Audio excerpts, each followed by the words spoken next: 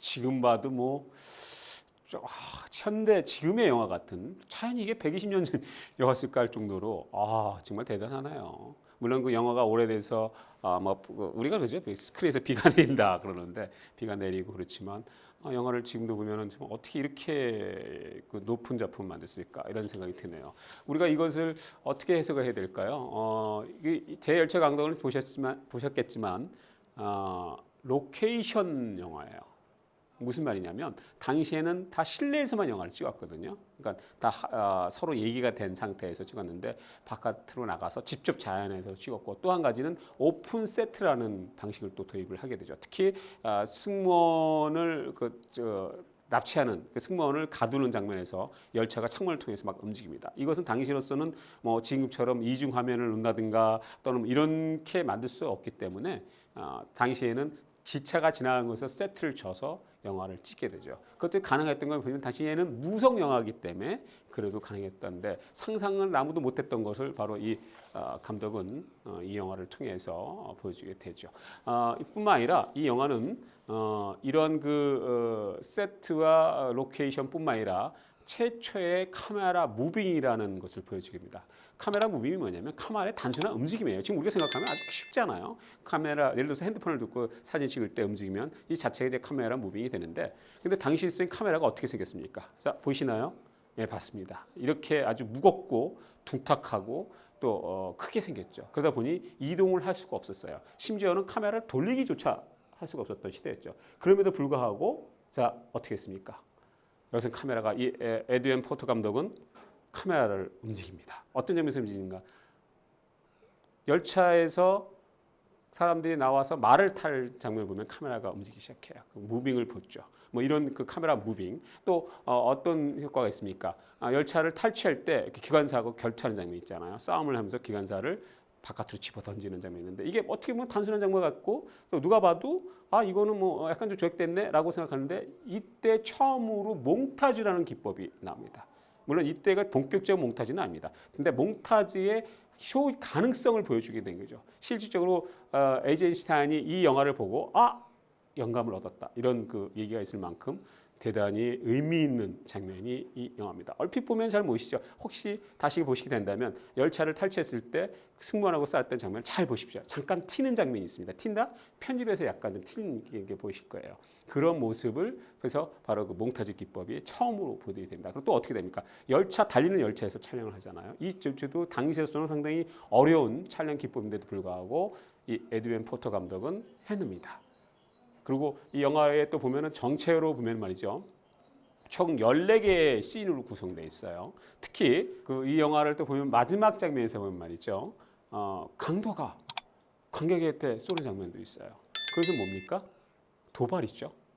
당시로서는 관객을 향해서 카메라를 비친다는 것은 있을 수가 없었던, 상상을 할 수 없었던 그런 장면으로 엔딩을 쳐서 많은 그 영화인들, 관객들한테 충격을 주는 그러한 도발적인 행위를 또 하기도 합니다.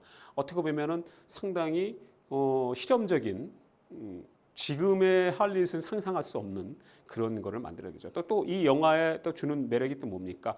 한국어는 권산징악이라고 그러는데, 죄를 지면 벌을 받는다는 메시지를 전달하게 되죠. 또 한 가지는 여기서 어떤 게 있습니까? 서부 영화의 효시를 합니까? 웨스턴 무비의 이 영화를 통해서 웨스턴 무비가 만들어지게 되는 가장 그 출발점이 이 바로 대열차 강도입니다.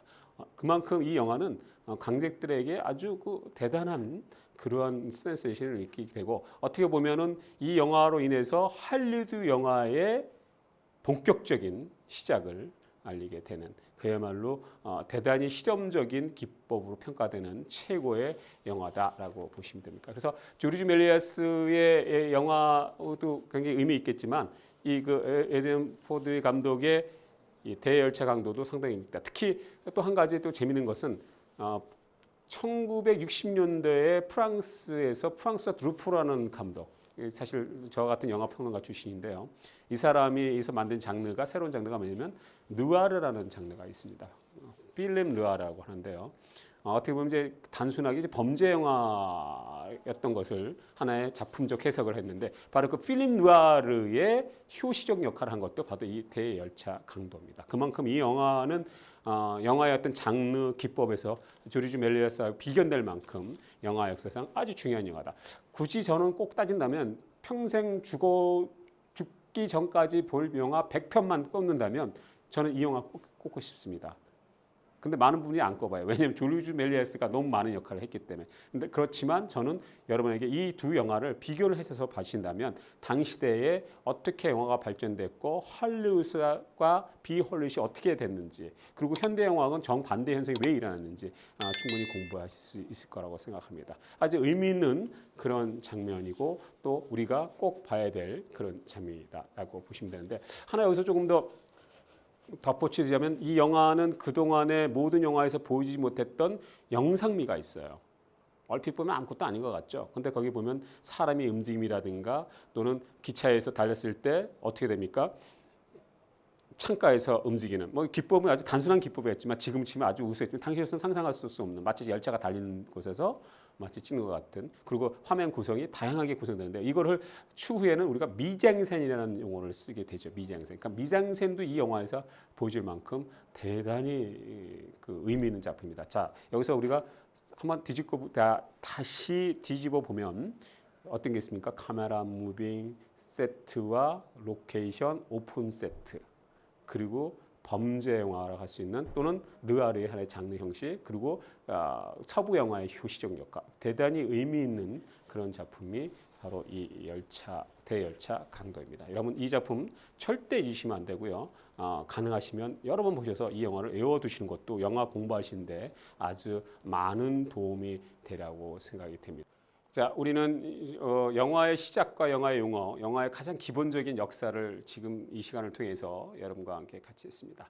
앞으로 있을 시간에는 할리우드 영화의 대부라고 할 수 있는 데이빗 워크 그리피스 감독의 작품을 시작을 해서 그 후에 벌어지는 네오리얼리즘 그리고 우리가 항상 알아야 되고 꼭 배워야 될 누벨바그 그리고 그 시대에 어떻게 흐름이 되는 역사적인 얘기를 쭉 할 건데요.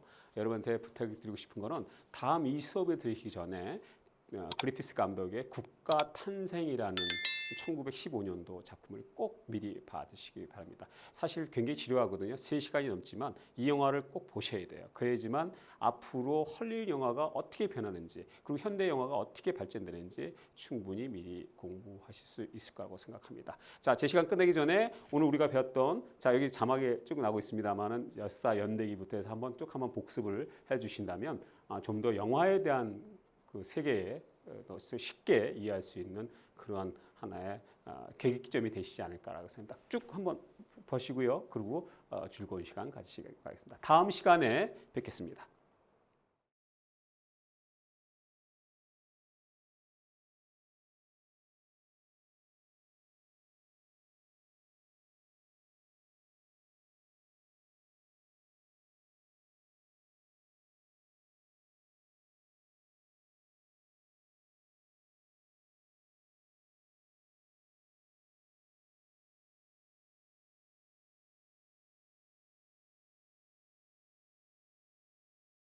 အားလုံးပဲသင်ခန်းစာတွေတင်ယူနေတာပြင်ပန်းသွားကြပြီလားအားလုံးပဲ fighting ပါနောက်ထပ်ရုပ်ရှင်နဲ့ပတ်သက်တဲ့ဗီဒီယိုတွေကိုစိတ်ဝင်စားရဆိုလို့ရှိရင်တော့ကျမတို့ရဲ့ channel လေးကို like and subscribe နောက်ပြီးတော့ notification bell လေးကိုလည်းနှိပ်ပေးထားဖို့မမေ့ပါနဲ့နော်ဒါဆိုလို့ရှိရင်တော့သတင်းကောင်းလေးတစ်ခုပြောပြပါဦးမယ်ဒါကတော့အခုကြည့်နေတဲ့ဗီဒီယိုတွေကိုကြည့်ပြီးတော့ certificate လိုချင်နေဆိုရင်အောက်က description link ထဲကိုဝင်ကြည့်ပေးပါနော်ဒါဆိုလို့ရှိရင်တော့နောက်ဗီဒီယိုတွေမှာပြန်တွေ့ပါမယ်အားလုံးပဲ bye bye